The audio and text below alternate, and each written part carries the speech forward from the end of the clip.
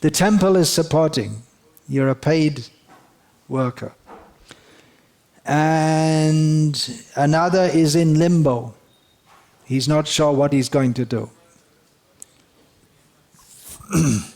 But he has some savings for now, and he's doing some service. Bharat, he's in South America just now, doing some service.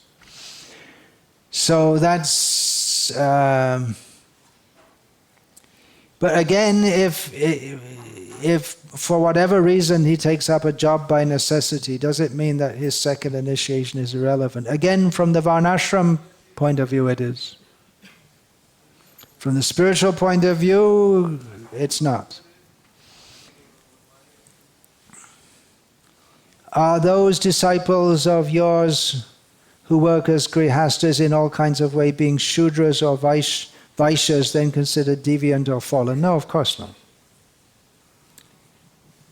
No, that's clearly stated there. Okay, so it's not that everyone can find or join such a community, and then by force of necessity they may do so many things they don't like to do to support their family. But it doesn't mean they're deviant or fallen.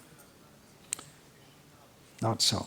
Okay, that's the end of the answers to that. For more information, listen to that whole bunch of lectures on the...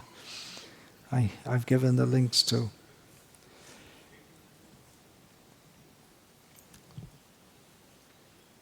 Okay, any questions, comments about that?